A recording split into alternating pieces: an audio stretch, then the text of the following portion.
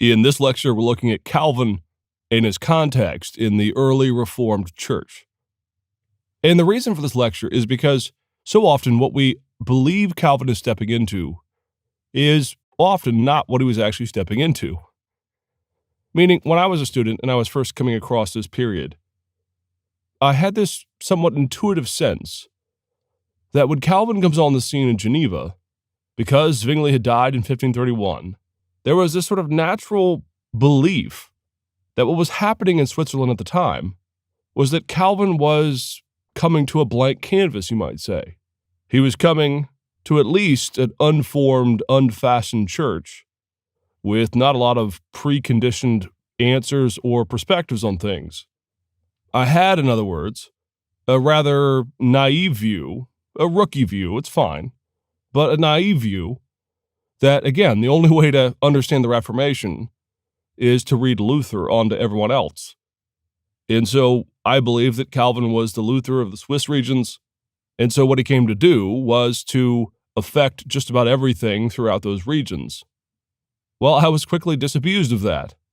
As I dug a little bit deeper, I began to realize that Calvin wasn't stepping onto a blank canvas.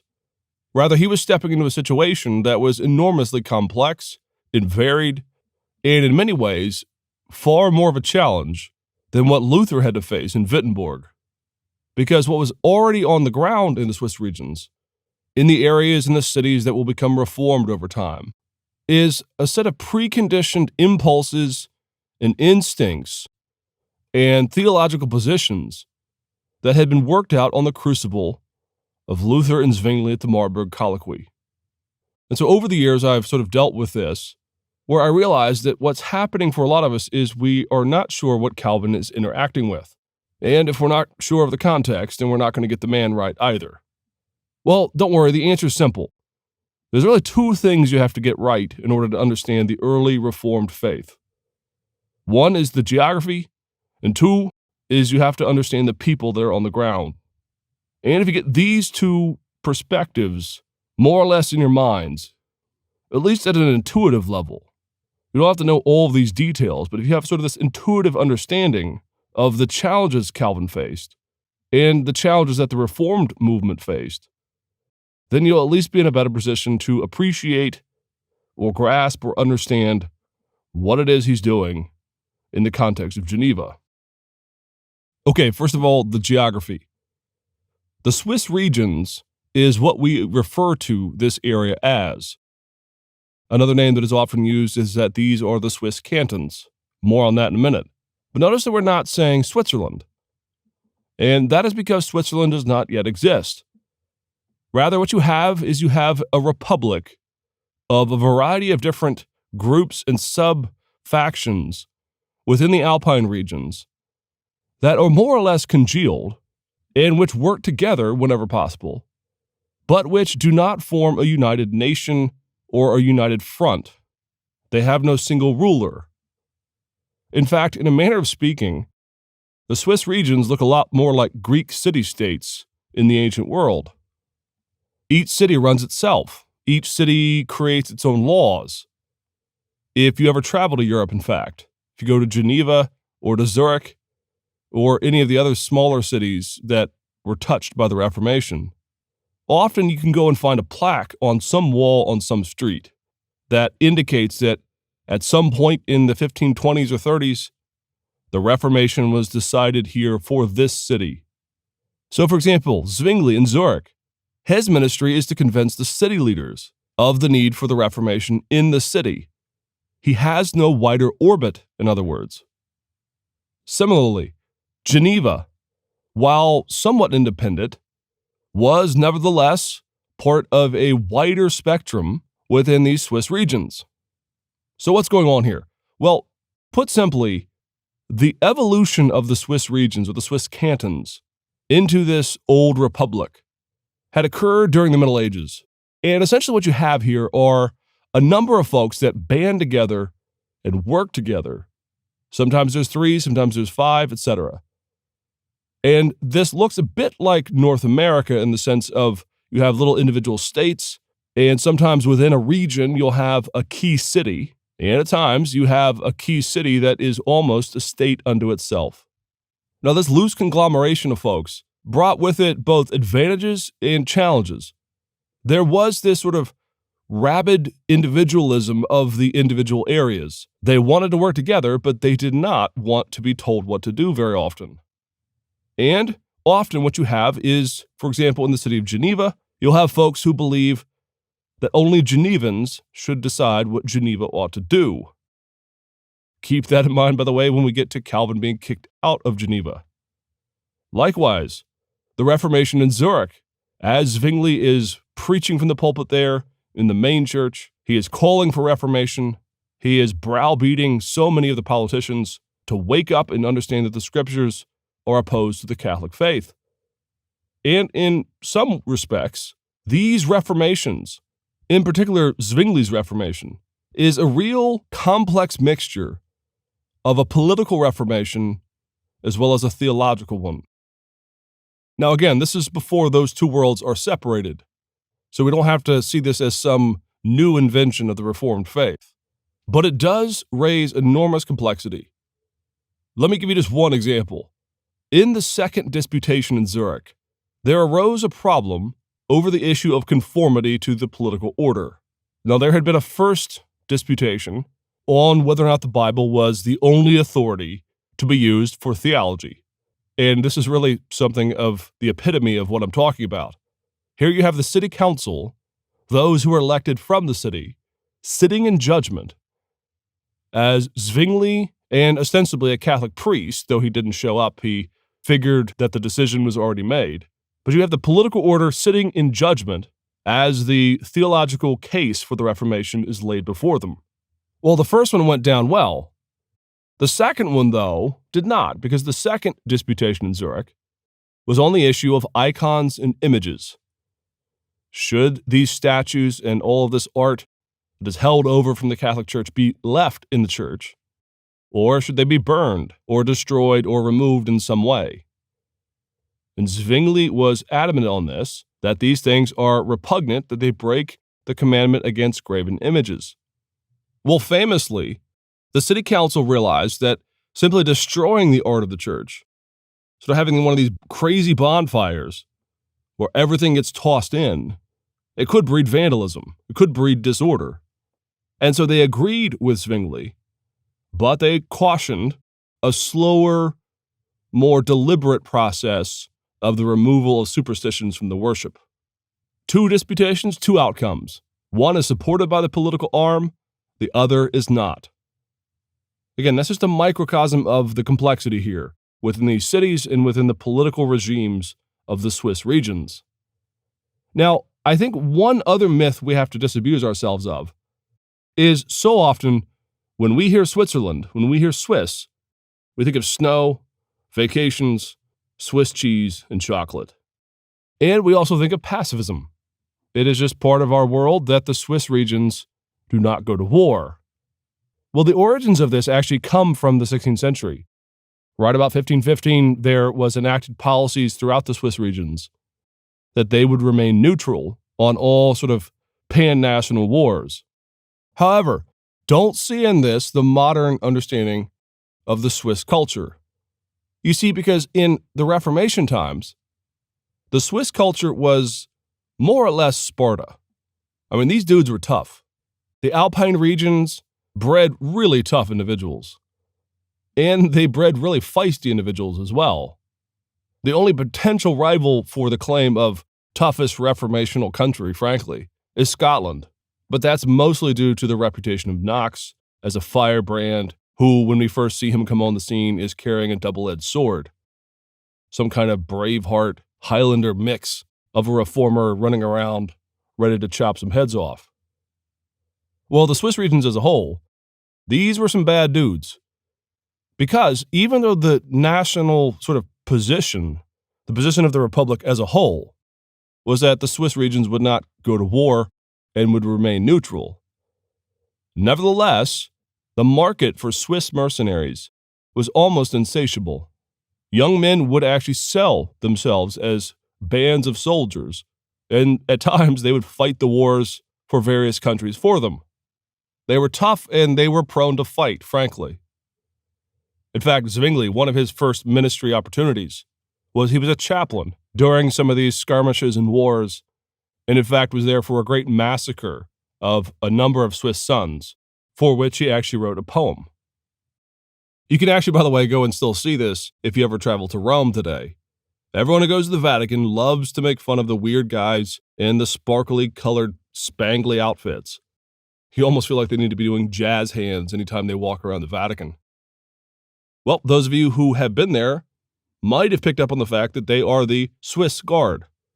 To this day, in fact, each of these guardsmen, wearing outfits that go back to the Reformation period, come from the Swiss regions. They are, in a manner of speaking, still the mercenaries for the Pope. And trust me, they are well trained. Don't mess with them. They are tall, they are big, they are Swiss rednecks, and they will take you out. Well, back to the Reformation. What goes on in the Swiss regions, though, is you have this very feisty, somewhat temperamental, idiosyncratic republic where some regions and some cities really don't want to be told what to do. They're very individualistic. Add to that the complexity of the fact that there are 2 or 3 languages spoken throughout the spectrum of the Swiss regions. If you follow your mind's eye up to Zurich, of course, the names Zurich and Zwingli, all these very Germanic-sounding names, well, that's on the German side of the Swiss regions. You travel down the Arc along the southern border, you will find Italian-speaking folks from time to time. But especially when you get to the far western side of the Swiss regions, you are now in the French-speaking Swiss cantons. Now, during the Reformation, everyone that's involved, Bullinger, Butzer, Calvin, others, all would converse in Latin. So I'm not saying that there was a language barrier, but I am saying that there was a cultural barrier. It didn't always rear its head, but from time to time it would.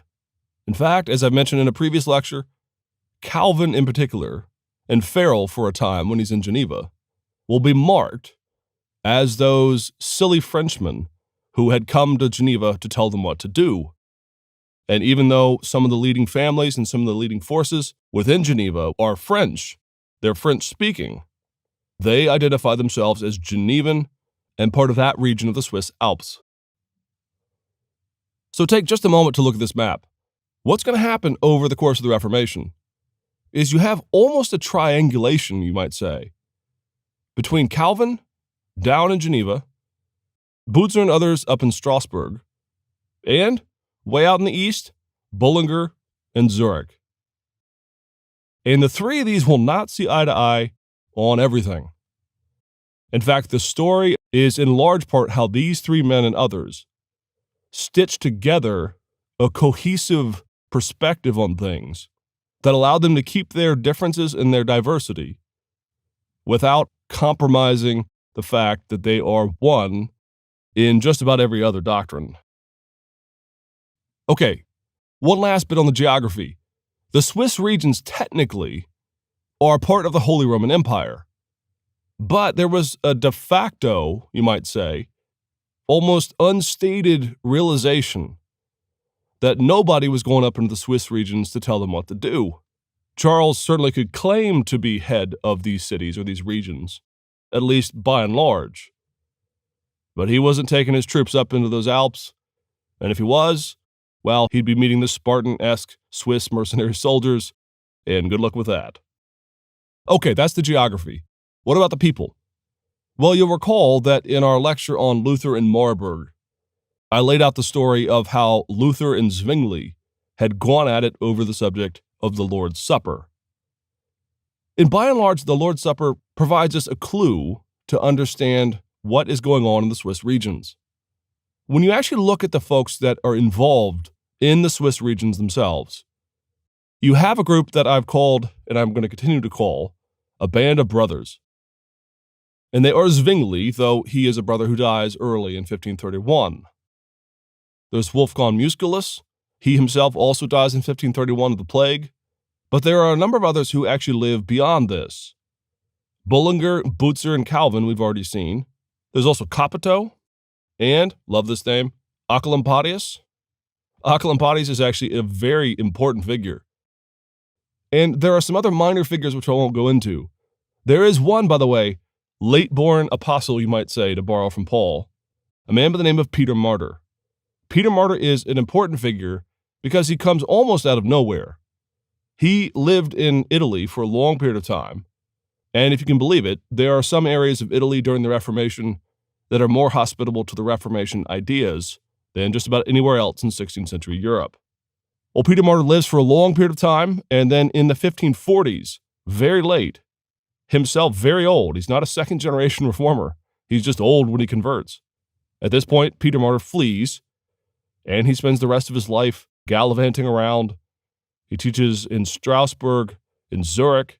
He goes up to Oxford and consults with Cranmer on the prayer book, and then he's back down to the Swiss Reformed regions, where he's helping fashion and shape so much of the theological vision of what would come after the death of the first generation of the Reformed voices.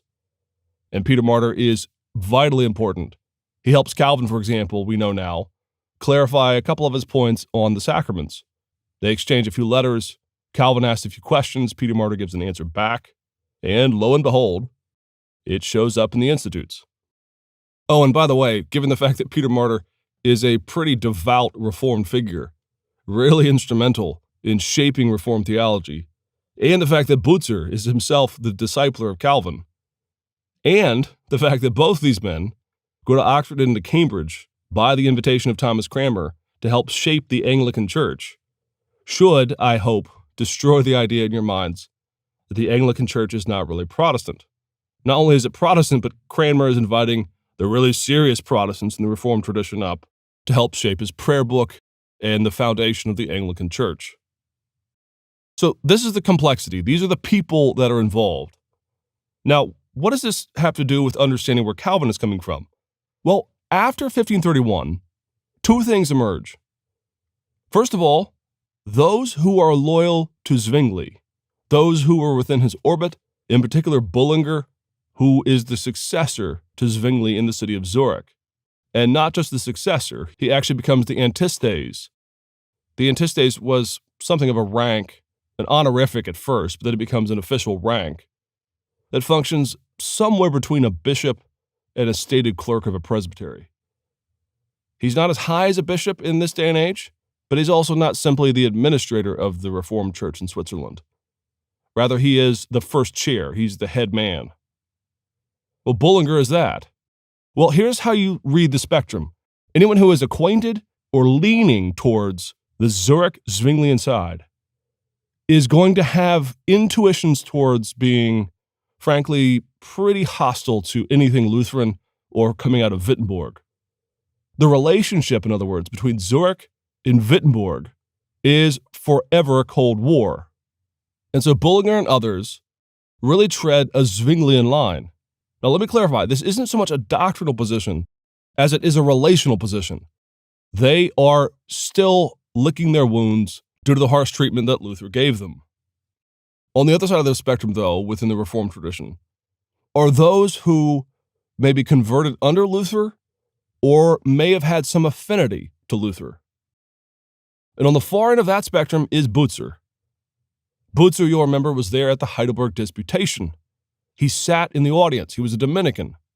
He really had many of the same experiences that Luther did. Issues of penance, the penitential cycle, purgatory, these kinds of things.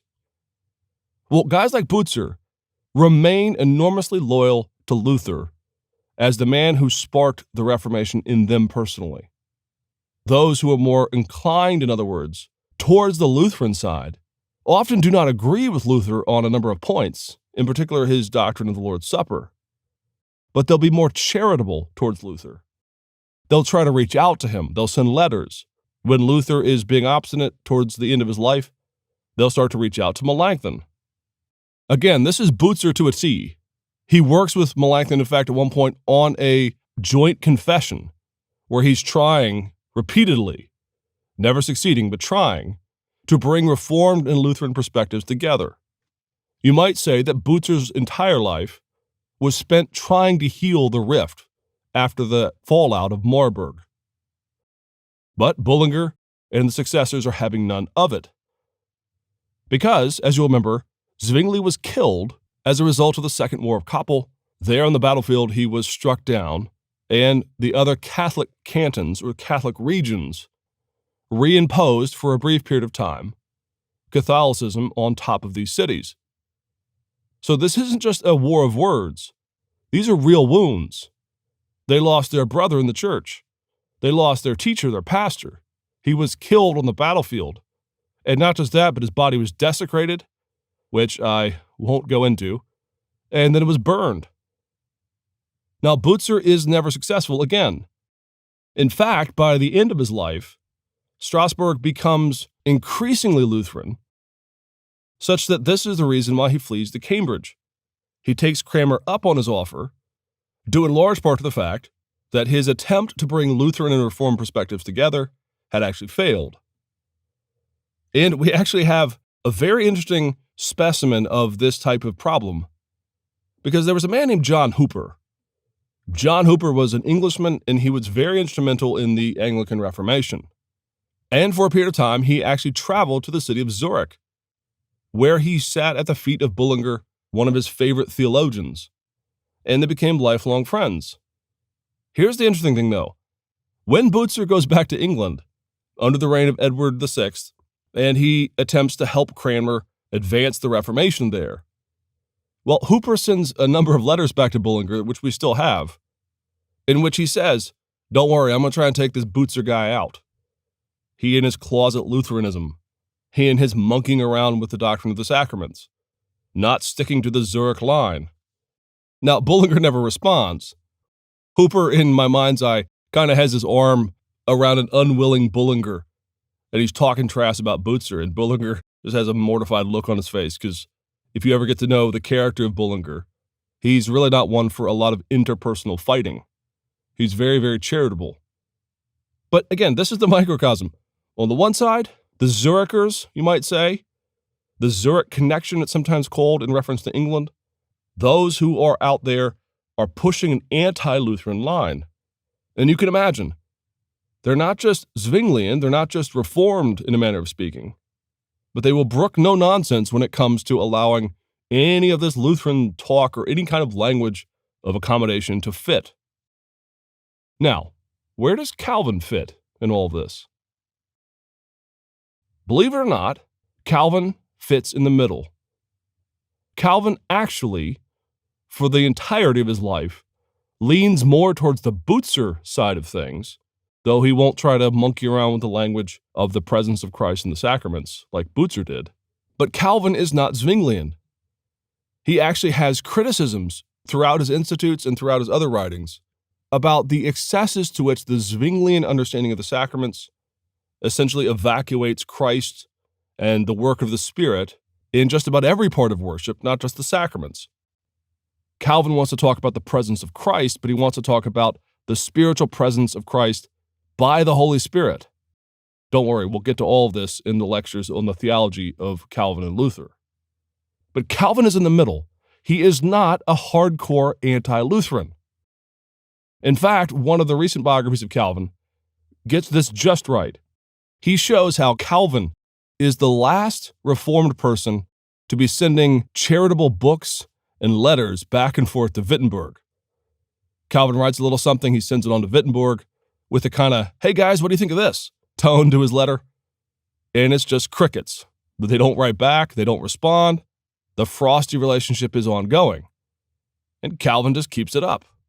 "Hey guys, what do you think about this?" He just keeps reaching out and responding to them. Now, Calvin can be a bit waspy whenever he wants to be, whenever he differs with somebody. And he will differ, for example, with Melanchthon. But Calvin is on the Butzerian side of the equation. And that is because, as we'll see in a later lecture, Butzer is the first man to really, in a brotherly way, disciple Calvin when he was at his lowest. And something about Butzer really rubbed off on Calvin, I think. And besides, Calvin comes onto the scene 5 to 7 years after all of the spillout of Marburg. It's not part of his intuitive existential experience of the Reformation. He doesn't feel any angst about this. And like Butzer, Calvin works to attempt to bridge some of this while also, more importantly, attempting to galvanize all of the disparate shadings within the early Reformed Church between Zurich, Strasbourg, and Geneva. And so Calvin isn't coming to a blank slate. He's coming to a context that is actually rich with interpretation. All these little political intrigues, these little fights, and it's to their credit that Bullinger and Butzer welcome Calvin with open arms, and they shepherd him, in a manner of speaking, to being his own man while also embracing them as brothers. And Calvin will attempt, repeatedly in his Institutes, to deal with the ongoing tension, theologically as well as sociologically, between the Lutheran German side and the increasingly international Reformed movement that had spilled out from the Swiss Alps into a number of different countries like Scotland, England, the Netherlands, and France. And so in the end, Calvin is a man in the middle. He is actually more irenic, more charitable than just about everyone probably naturally or intuitively would assume. We're used to the plucky little individualist. But Calvin wants to be a man who is pro-Luther, though he doesn't swallow Luther's doctrines whole.